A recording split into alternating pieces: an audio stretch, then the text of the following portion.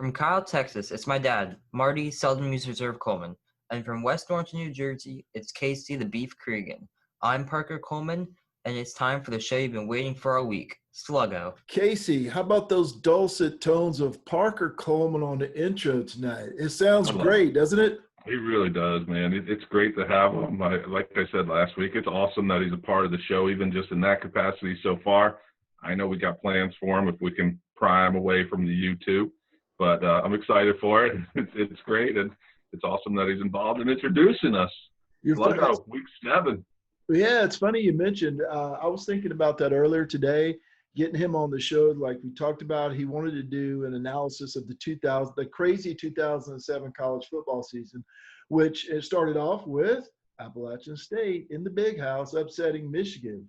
So he said it was a crazy year. I haven't done any research, but farther we go, I'm starting to wonder if this is going to be kind of like the baseball preview on the Chop and Beef show, your main gig. I'm starting to wonder if it's going to be, every week. Yeah, Dad. Yeah, Dad. Yeah, Dad. It's funny, we talk about having guests on the show, and I know we have a lot of great ones lined up to come join us when we're involved in the season. I feel like we're going to have to schedule ourselves around Parker's schedule. Like these guys are going to come on based on our schedule, but we're going to have to get on his. So, yeah, I hope that we're not doing the joke, the tongue-in-cheek joke that we're doing here on my Chop and Beef show. But yeah, it seems like with every passing week and every passing announcement, we may be in trouble here. So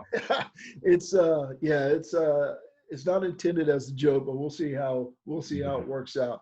Hey, last week every week I bring up the Salt Lick, but I asked the wife, I said, hey, you want to hit the Salt Lick? And she said, hey, let's try Black's Barbecue, which is another famous Texas barbecue. And I said last week, you go out the neighborhood and you take a left and 12 miles to Driftwood. This would be going out the neighborhood, taking a right. And Black's is in Lockhart, a small town with like 47 barbecue restaurants. But when we get to Black's, what I'm going to have in my hand, right? I'm going to have Terje's chopping beef sauce. Pit Boss. Pit Boss sauce, barbecue sauce. And talked to Terje. He has a big announcement coming Friday. Now, I'm not sure what that announcement is.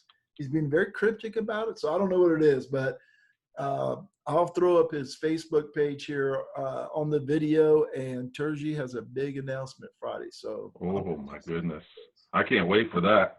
I love this sauce, as I'm showing right here in my hands for those people listening or watching on YouTube. I do have the Hickory Smoked Cola. It's right there, Pit Boss sauce. You can see it's used. Now, I'm also savoring it a little bit.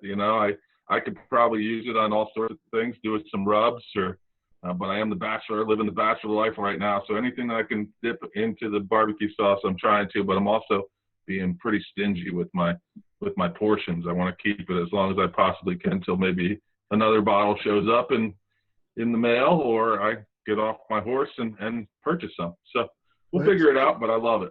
Here's good news. He said he asked me for your address today. So nice. There may be something in the mail in a few short days, hopefully. But check out the Pit Boss Sauce Company on Facebook. Big announcement on Friday. Our buddy Terje and everybody at the Pit Boss Sauce Company, thank you very much for the sauce. Casey, as I mentioned last week on Twitter, my folks, my people, as they say, are from County Cork, Ireland, right?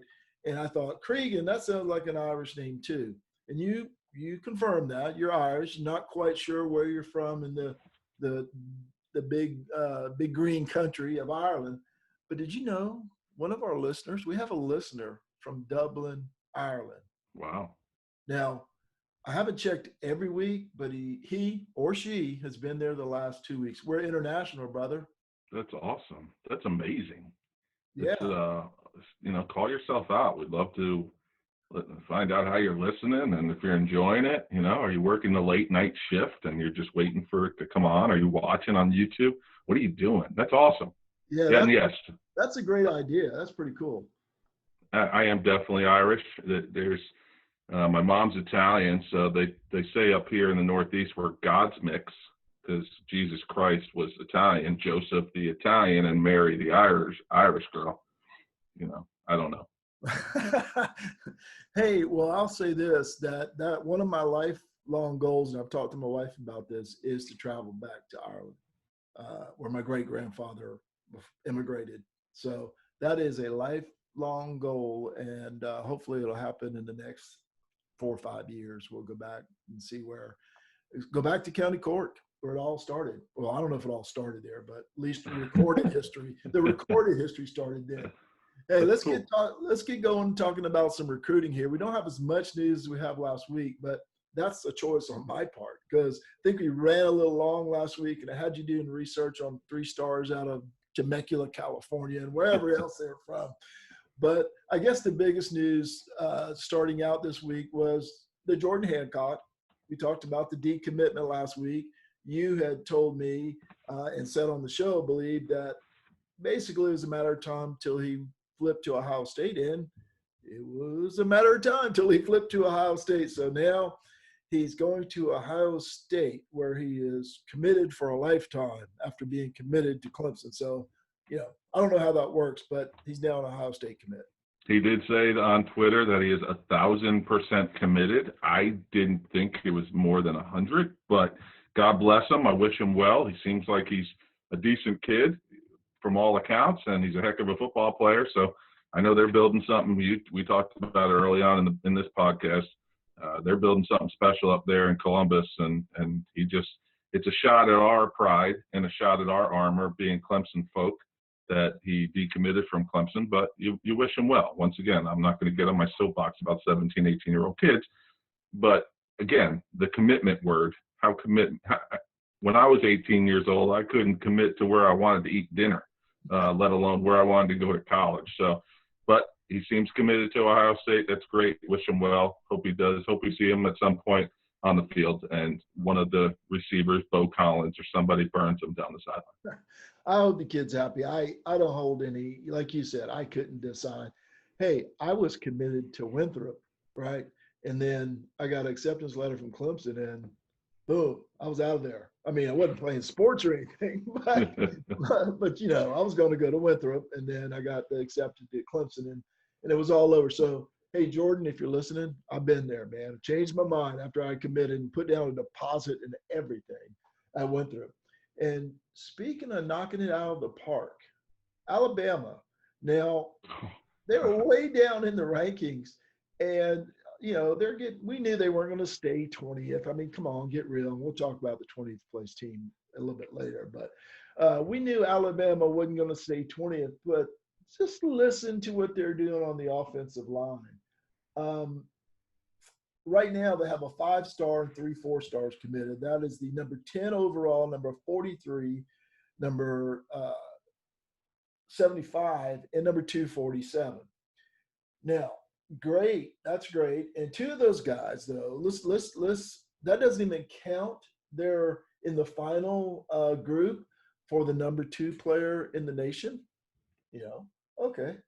They just signed or committed. I always say signed, but committed, since we're in. Who knows? He might have signed with Alabama.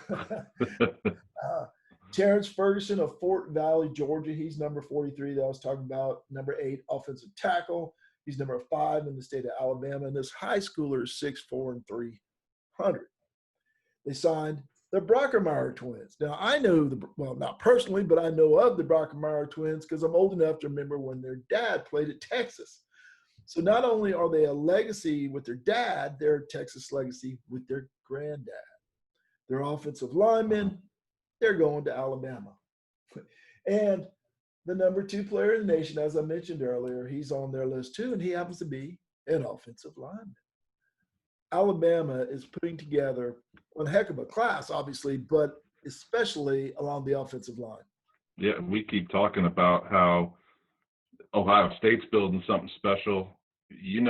We've heard this forever. Dabo Swinney said it when he was hired as the head coach. It starts in the trenches, and Alabama continues to get strength up front. They're not just signing offensive linemen just to sign offensive linemen. They're getting 4, 6, 8 of the top 250 kids to come in and play offensive line. They're going to have competition every day.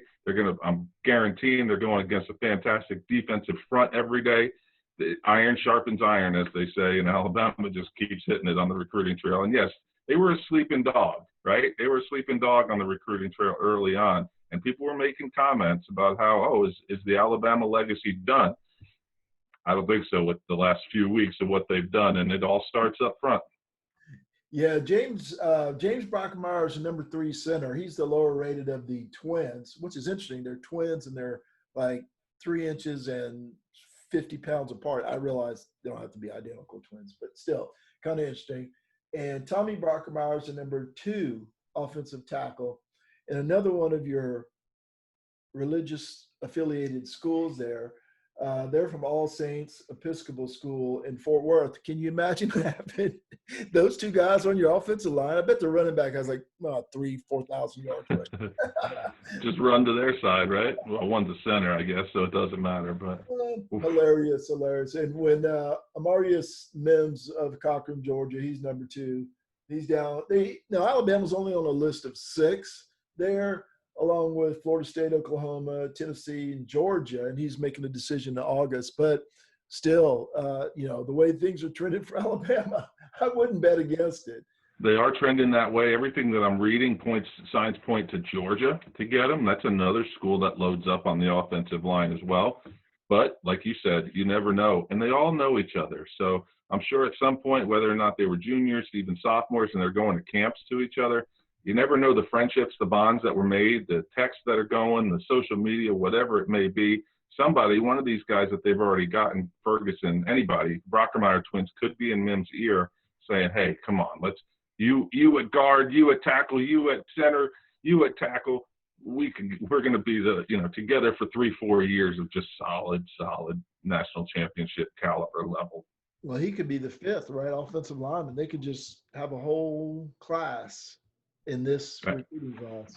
Yeah, I know Georgia did that a year or 2 ago with Cade Mays, and they had a couple other guys up front did the same sort of thing. They had 4 or 5 kids that came in together, and they were solid, especially for a team that wants to pound the rock. And yes, Alabama's got frisbee catching dogs on the outside, but they can also pound the rock. They always have a running back, a stable of running backs that they want to run the ball first, even with Sarkisian. Putting together quite a recruiting class if it all stays together. And as I said, with Amarius Mims, could be the clincher there, but you say favors Georgia, or at least that's what you read.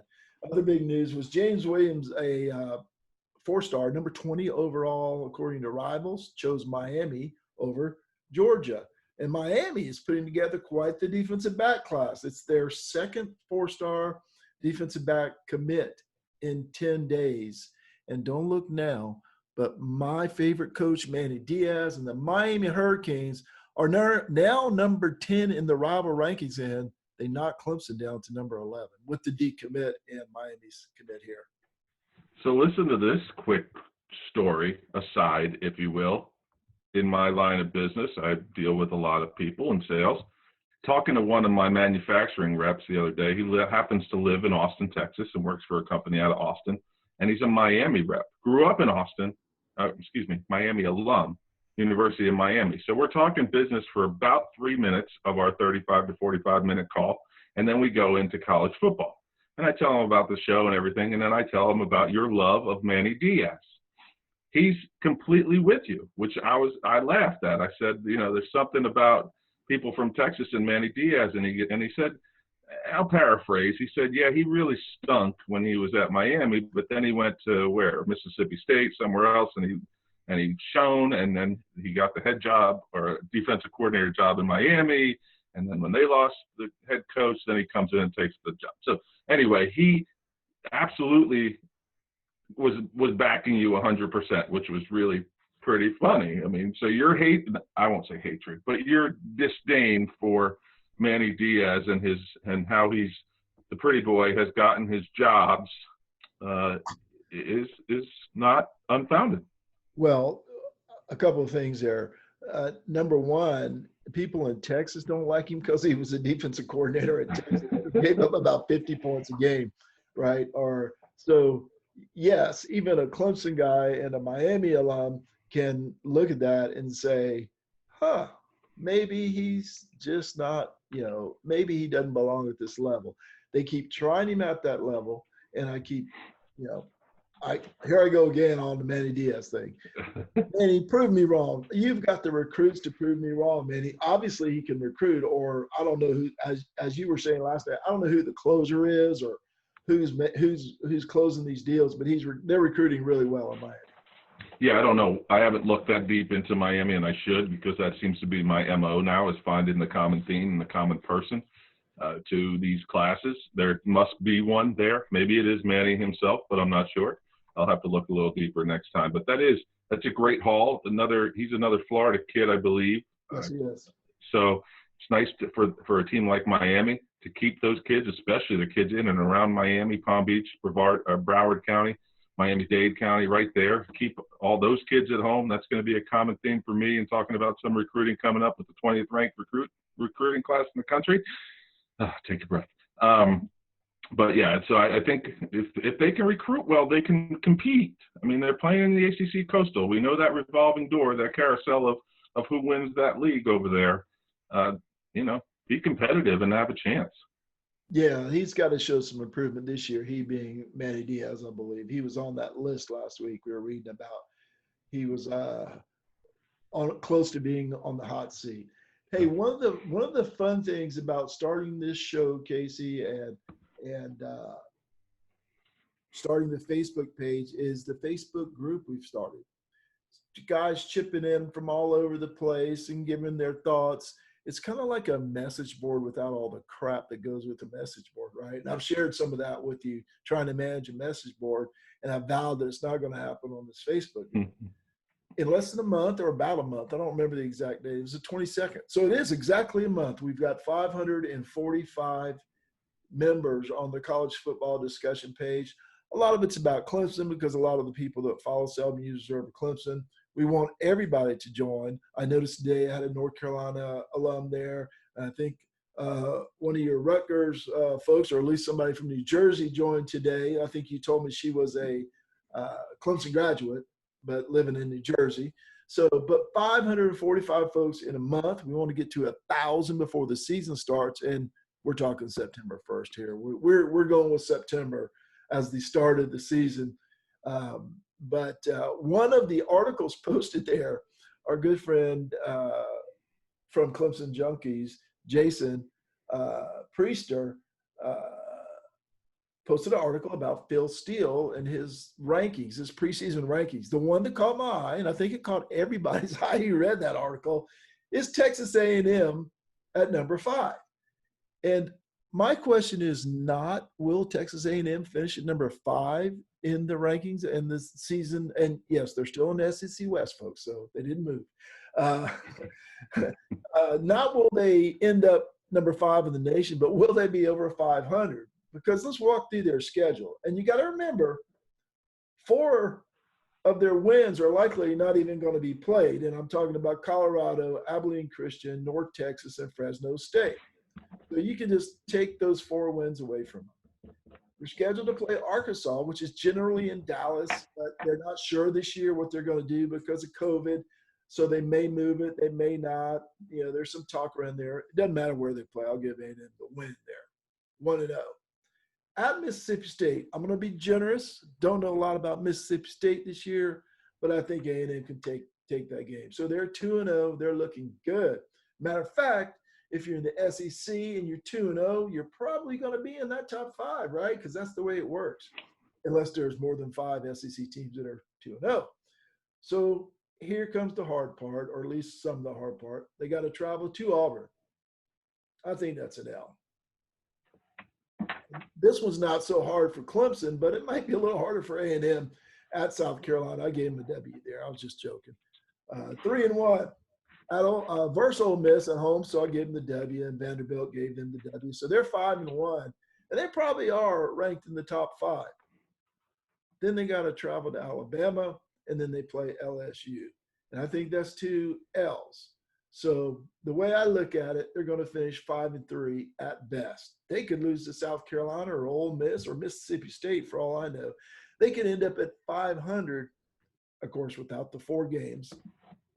Phil still thinks they're going to be in the top 5. Casey, your opinion, please. Why is this always the team? And now I have a small sample size of friends and acquaintances that I know that went there, that went to Texas A&M. And I'm saying small sample size of 5 people, okay? Worked with 3 of them for a long time at a company, and 2 are up here in New Jersey, of all things. Every year, well, I say every year, the last 3 years, they've spouted off that this is the best team that they've had since Kellen Mond, the quarterback, has been there. I don't know where this comes from. I don't know what they're reading every day, because I went searching. As soon as I heard it from the guy up here in New Jersey, who I love, respect, he just said this is going to be the best A&M team ever. I don't know if the bar is set that high, but I went searching for what is he reading? What's he hearing about it? Now, I love their running back. He's number 28, Isaiah Spiller. I love him. I think he's great. He was a freshman last year. He's dynamic. He got a little hemmed up against Clemson, but who doesn't as a running back there? Kellen Mond is probably one of the most overrated quarterbacks that I've seen play, in my mind anyway, because what's he really done? I don't know. And then filter in the SEC West. Well, Kellen Mond's a great quarterback when you're down 28-3. It's a problem when you're down 30-28, though. Yeah, I just don't. And he showed glimpses against Clemson 2 seasons ago, where he brought them back from and almost won the game. But last year he looked really pedestrian, and then to go into that schedule. I mean, heck, you're playing at Auburn. Now, they have a winning streak against South Carolina the way Clemson has a winning streak against South Carolina, but going to Williams-Brice, yeah, it's going to be tough, and South Carolina is going to be improved. They are. I don't know what that means record-wise, but they're going to be better. And then you're playing at Alabama and against LSU. Sorry, you're going to have losses. I don't know how. Now, some voters tend to put 5-loss SEC teams in the top 5, just so that they can have the argument, do we have to have 9 SEC teams in the 14 playoff this year? All right, maybe I'm exaggerating a little bit, but so we'll see. I don't know where it comes from. I don't know if Phil Steele's just trying to get people from College Station to buy his magazine. I love his magazine, so I don't know why he would need that, but I guess he's got to pick one, and he didn't see one, so he picked A&M this year. Well, you know what it reminds me of, sadly? It reminds me of like 2008-ish, 9-ish, 10-ish Clemson, right? Every year. But you could, looking back in retrospect, you could see those teams had Spiller and Davis and a decent quarterback, but the offensive line was iffy, and there's not, you could just see holes in it. Looking back, you're a Clemson fan, you're looking at it, you're going, hell yeah, we're going 12-0. And to get just clobbered by Alabama, and you were never the same for 10 years. Or not 10, but several years, 3 or 4 until that LSU victory in the Peach Bowl. But they remind me a lot of that Clemson team. Good players, as you said. Number 28, a Spiller, remind me of Clemson, right? But there's just not enough there to be a top 5 team. That's my take. Yeah, and I don't know enough about their defense, and maybe during the season I'll do a little bit more research on it. But obviously you have to be able to play defense in that league, especially against teams with some power on offense. Alabama's going to be good offensively this year, and they're dynamic on defense. LSU, regardless of losing Burrow, they still got Jamar Chase on the outside. So if I could get the ball to Jamar Chase, they're going to be okay. They're going to have a good running back as well. Auburn's going to be good. They got Chad Morris now, the offensive coordinator there. They're going to be good. I don't care who you are. Are they going to lose a game? They shouldn't, probably. That's just who they are. But are they going to be top 10 caliber? Absolutely.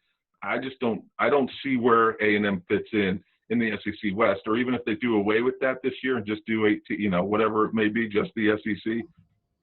They're not top 5 in that conference, I don't think. I think Georgia is above them as well. So, maybe even Tennessee, maybe. I don't know. I just don't see it, but prove me wrong. Once again, we're on this. I'm okay at coming back here 10 weeks from now and saying I was wrong. Holy crap, A&M is great. Oh, ditto. And they might do away with the SEC West, but so far I haven't heard they're changing that schedule of at Auburn and at Alabama and against LSU, that conference schedule, I mean. So good luck with that. Hey, I guess I put things out of order on our little sheet here because we're going to jump back to recruiting for just a second, talk about your second favorite team in the NCAA, and that the Scarlet Knights of Rutgers. And this also happened on our little Facebook group, so that's why you folks should join and be the 546th member of that group, because we have fun conversations like this. I posted a story about recruiting, and one of the guys from Rival said, and how about that Rutgers class? Boy, they're really doing things. I'm paraphrasing here. They're really doing things up there in New Jersey, and it looks like they're turning things around. So I went over and looked at that Rutgers class. 16 3-stars, 16 3-stars, 6 2-stars. Their average recruit is 2.73 stars. They're really doing something. They're collecting 2 and 3 stars. Now, Casey has a friend who's an insider at Rutgers, and he's going to tell me why I'm wrong. I'm not saying you're wrong. The 2.73 is a 2.73, but there are some caveats to it, as there are probably with North Carolina and Tennessee. They do 2 of the 2 stars, and the 1 2-star that you probably saw that was a 5.2 rating, which is about as low as you can get as a 2-star, is a kid named Zach Taylor. He's actually a long snapper. And there are apparently out there recruiting services that rate these kids, kickers, punters, long snappers, and returners. And he's the #1 recruit for long snapper. Now, take it for what it is. But he's a 5'2", according to Rivals. But he feels a need for them. They also have another 2-star kid out of that Clearwater International, which when I was working with schools in and around Florida didn't exist. But Clemson, they got a low, probably 3-star receiver, 6'5", really raw. A Jew is the kid's name, from Canada. They have another kid there, Albert Reese, who's coming out of there real raw. He's another 2-star kid too, because he hasn't really played, but they say the size of his calves and his legs are just he's a freak. And then another 3-star or another 2-star was an All-American high school wrestler who'd never lost, heavyweight, 6'5", 300 pounds. My insider is he gives me a lot of information like that. But one thing about Rutgers that isn't getting a lot of pub. Now, are they going to be winning in the Big Ten? Let's be honest. I'll go against my insider friend here. They're not. All right. They're going to be kind of like a Texas A&M in my mind, where they're maybe probably beating the Northwesterns, maybe in Iowa, a Michigan State even probably, a Nebraska maybe, fighting that. Are they going to beat Ohio State and Michigan? Probably not, but maybe. Penn State, maybe. They beat Michigan when Gianna was right when he left the last time. So he's back. He's really building the trenches, and he's hitting the transfer portal extremely well. Now, I know this wasn't part of our outline here tonight, but I will tell you they got 2 quarterbacks, one from Baylor, one from Nebraska/UCF. He followed Frost.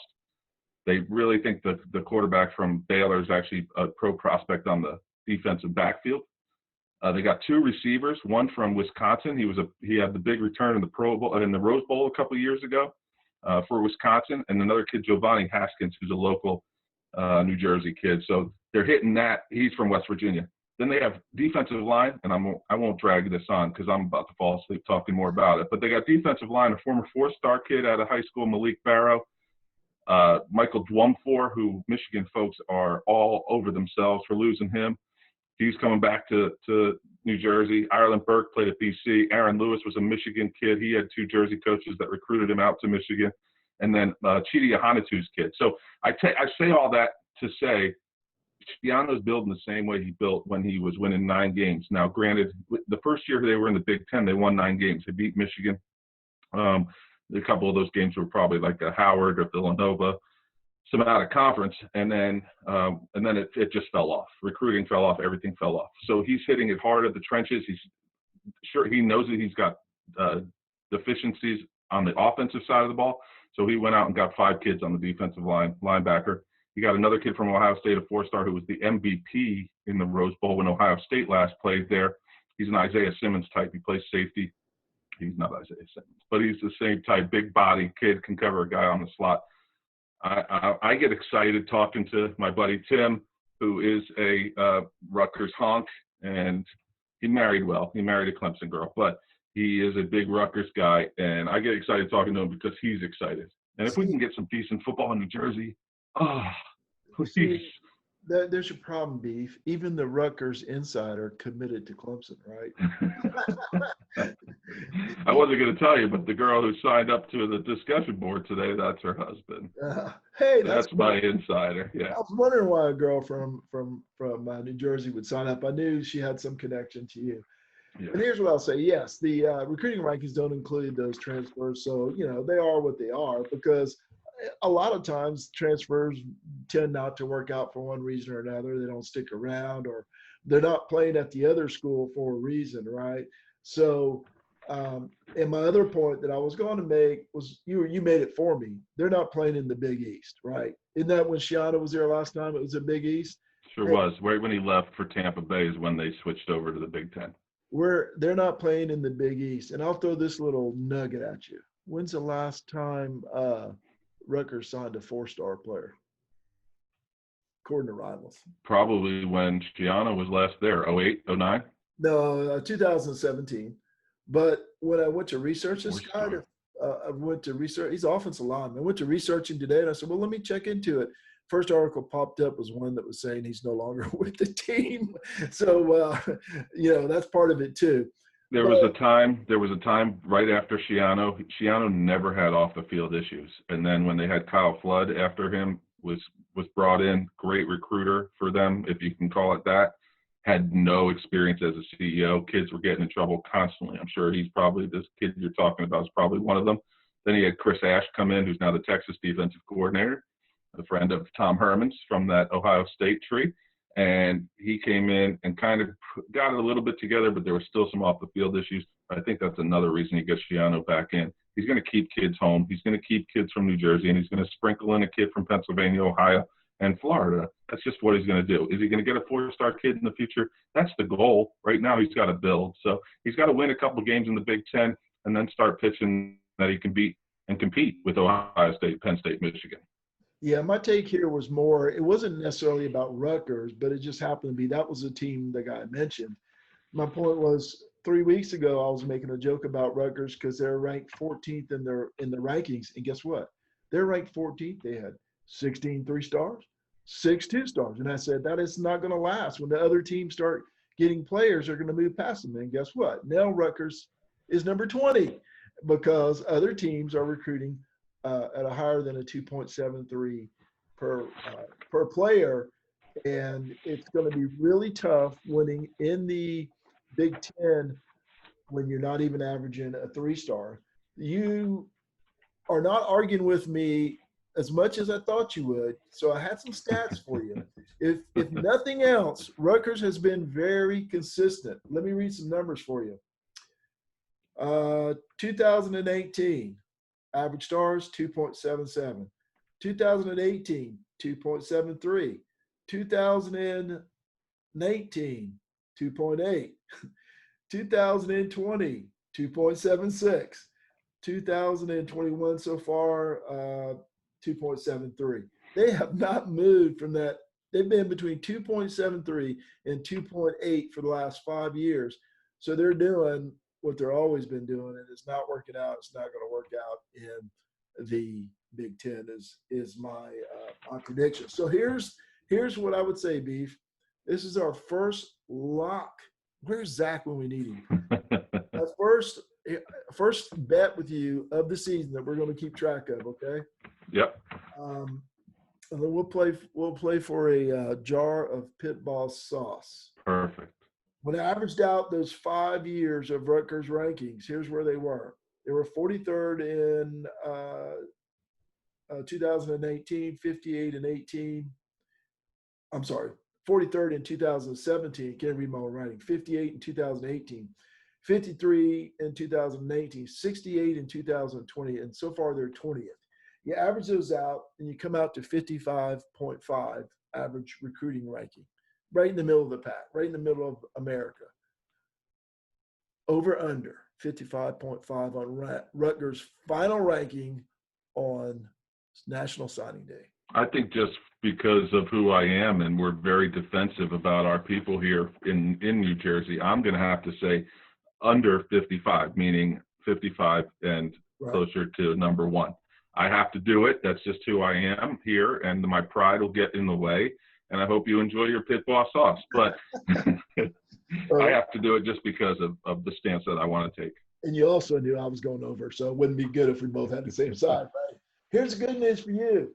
He's still got a lot of opportunities because the top 6 players in New Jersey are still undecided. Now, I don't know if they're considering Rutgers or not, but they're undecided. And he's got number 7 and 8 already committed. So, well, real quick, and I know we want to move on because we don't want to make this about all Rutgers, but what Shiano also did recently, and not necessarily, well, just this last year, he went and got, in New Jersey, the parochial, especially in the North Jersey, the parochial schools are the best. That's where you go to play high school football. I know that differs other places. Usually the all-boys Catholic schools up in the north part of New Jersey are loaded. One of the teams is called St. Joe's Regional High School. St. Joe's Regional was coached by this guy, Augie. His name's Augie. I forget his last name now. But he's coached there forever. Well, Shiano went out and got him. He hired him. Well, I mean, he's going to now have – and he's in good with all the high school coaches in New Jersey. So his task basically is to keep everyone home. There's another guy, Nunzio Campanile, with a family. His brother, Vito, actually coached my high school for a year or two before going to one of the big ones. He's another former high school coach who is considered a closer, trying his job pretty much is to keep, especially the North Jersey parochial school kids, going to Rutgers. And then Fran Brown. I'm that guy. I talked about Dre Bly, Heartline, all that. Fran Brown is the name that you're going to want to hear if you're interested with Rutgers. So both of you out there interested in Rutgers, Fran Brown is the closer on Shiano's staff. Hey, and it might not just be New Jersey with those parochial, I can't even say the word, parochial schools, because, I mean, Dion's kid last week we talked about was Trinity Christian. We got the Brockermeyer twins at some Episcopal school in Fort Worth. So, you know, maybe it's the end thing to do now. But hey, I was just joking. I'm not for your friend out there, and especially for his wife who graduated from Clemson. I'm not bagging on Rutgers recruiting. My take was more on the guy who was trying to pump this up, right? They can only take 25. They already got 22. It's not like they're going to jump up to a 3.5 average. They're going to end up somewhere in the middle, whether it's over 55 or under 55. That's just a fun bet for me and Beef. I'm bagging on the guy who's probably looking for something to write in the middle of a pandemic. So he says, hey, look at Rutgers at number 20, probably not realizing they were number 14 3 weeks ago. And I think you're exactly right. But once I called them and told them today that this is what we were talking about, this is what he gave me. So I said I'd be remiss if I didn't throw a little juice that way, because he gave me so much good information that I just had to throw it out there to you. So I give him a ton of credit, because I didn't come up with most of that by myself. It was pretty much all him. We wanted to talk about more than just Clemson, and here we are spending 10 or 12 minutes on Rutgers. And hey, well, our numbers in New Jersey should look good. At least, on your side, they may have a few choice words for me, but really for me, it's not about Rutgers. It's about the guy who wrote about it and his analysis of the situation. And speaking of the analysis of the situation, I saw on the Big Spur, I think that's South Carolina 247 site, that there seems to be some debate over who's going to be the starting quarterback, Colin Hill, who is a transfer, or Ryan Halinsky. The thing that jumped out to me is they had a poll, and only 16% of the people responding to that poll, who you think would be South Carolina fans, thought this was a really surprising. Now, is it me, or is South Carolina just using up quarterbacks and throwing them away? First it was Jake Bentley, right? And he was going to be the savior. Well, he was ranked like 246 overall, I think, somewhere in the 240 range. right on the cuffs there of a blue chipper. But then Helinski came in, and he was much higher rated. I think he was like 46th in the nation, or something like that overall. So Bentley out. I know he was injured. Okay, and Helinski, the savior, in. Well, Helinski did okay. Threw for 2,357 yards, 58%, 11 touchdowns, 5 interceptions. Not bad for a true freshman, especially with the players around him. Well, Mike Bobo enters, and all of a sudden, Colin Hill transfers, and now there appears to be some question about who the starting quarterback will be in Columbia, South Carolina, whenever the season starts. I mean, first, it's obvious they're not developing quarterbacks. They didn't develop a 4-star in Bentley. They didn't develop, apparently, Helinski, who they're giving up on. What's up?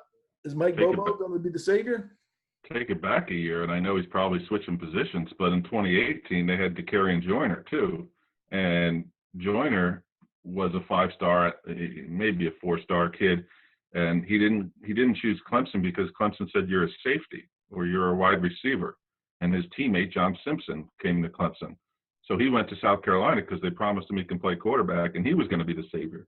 I took it all the way back. Once you put that on the list here, I took it back to 2011, which I know 9-10 years ago now. They had Stephen Garcia, kid out of Tampa, Jefferson High School. But Connor Shaw was recruited to be all-world.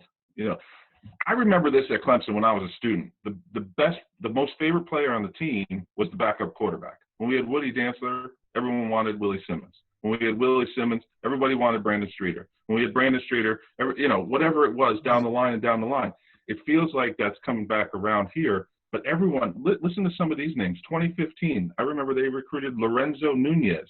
Lorenzo Nunez was going to be running around the field because he was a dual threat quarterback. I don't think he saw very much action. I think his stats said 5 games in his career.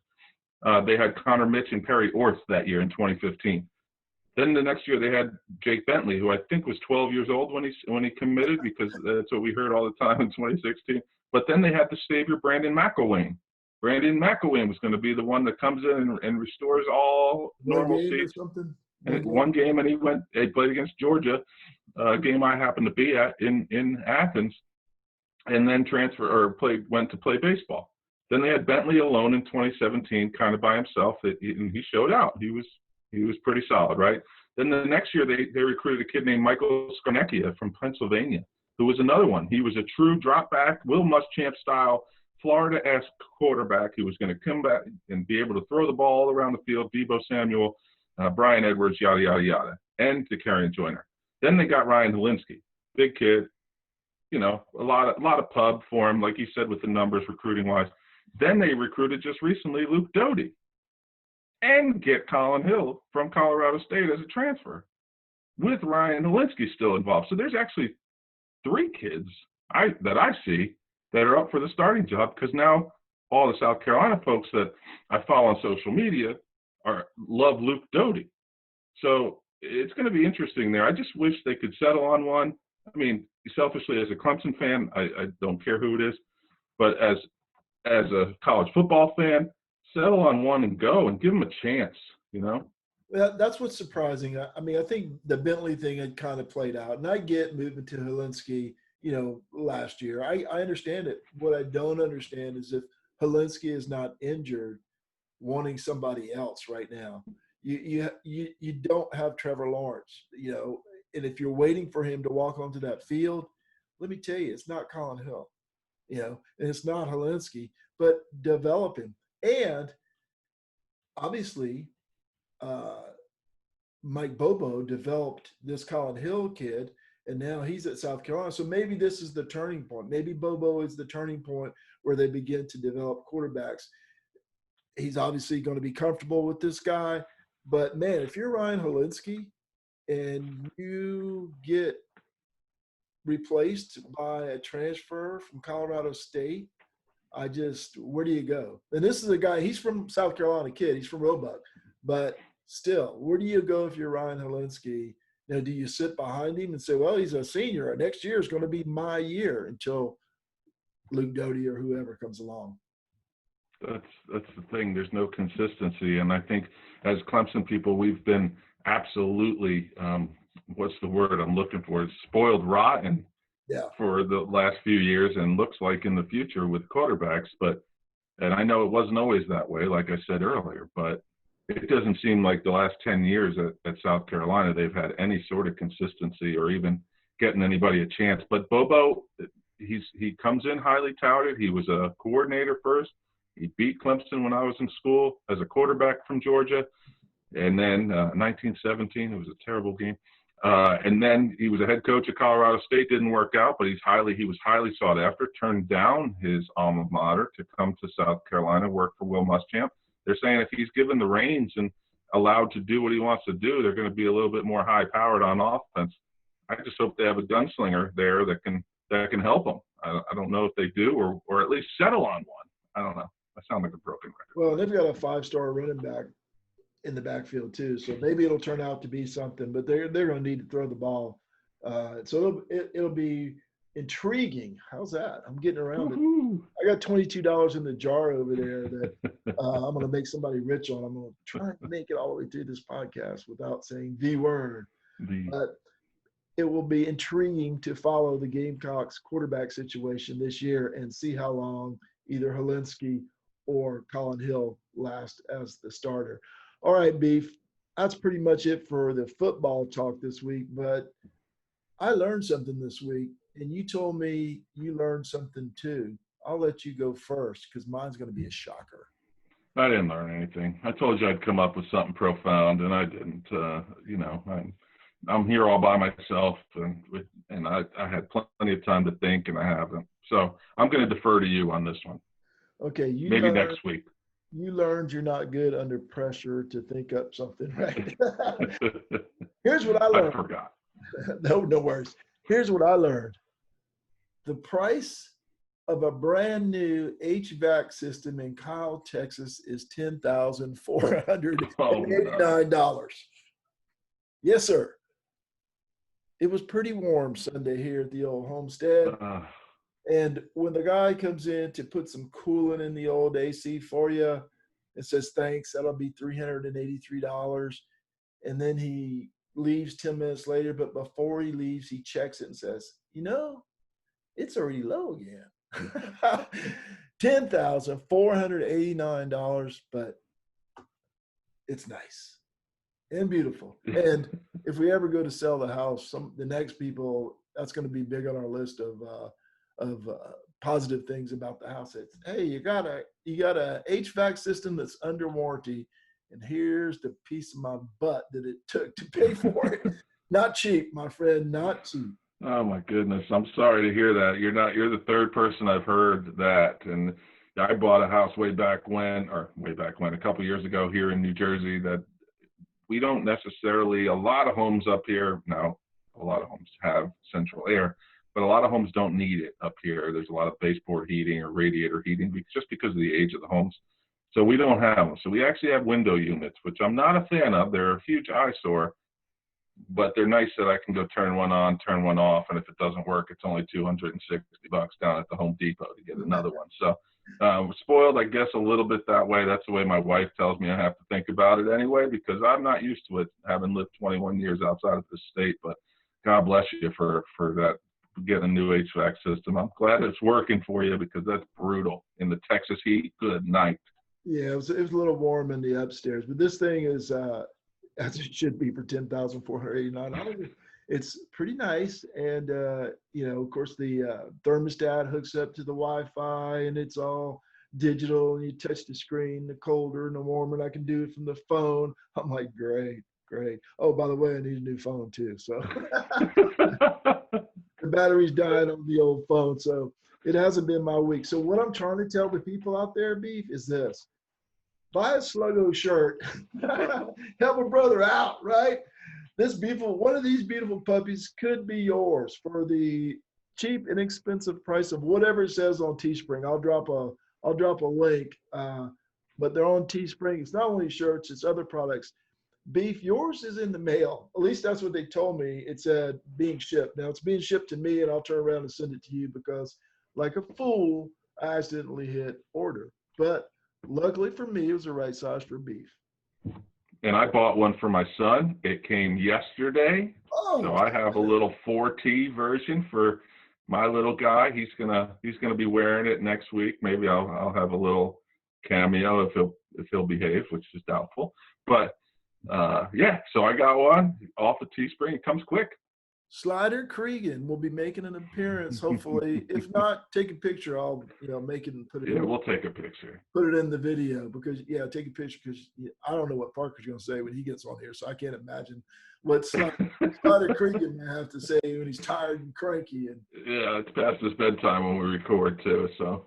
All right, Beef. I appreciate it. Hey, I enjoyed talking record. Oh, Pit Boss Sauce. Sorry, just had to do one more plug for our boy. No worries. Big announcement coming Friday for the Pit Boss. Hey, Beef, as always, I enjoyed talking to you, man. Rutgers, even talking Rutgers, it's fun. We wanted to make this a national thing. We don't want to just sit around and talk about Clemson all day. We do that while we're working.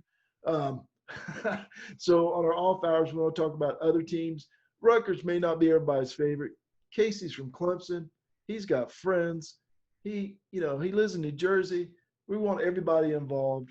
And if you want your team to be talked about, just drop us a line. We'll figure out something to say, good, bad, or indifferent. Absolutely. I have a couple Oklahoma guys who are in my ear. They want to talk to me. So I think after this show, after they listen and see how much one conversation with Rutgers guy got me all fired up, I'll certainly have that conversation with anybody. So hit me up on the social media. I'm pretty active when I can keep up with it on the discussion board. I try to respond to some folks and give you my opinion. It is what it is. It's just my opinion, but it's a lot of fun. I enjoy it. And like I said, we're not talking Rutgers every week unless they're making news. If they're 2-0, they're not in the top 5, but that's another story for another day. And for any of you crooked-nosed guys from New Jersey, I'm not picking on Rutgers. I was picking on the guy who wrote the article in Truth. Beef, I appreciate it. Have Miss Amy take us out. Where is she tonight? Producer Amy, how'd we do tonight? I think that sounds pretty good.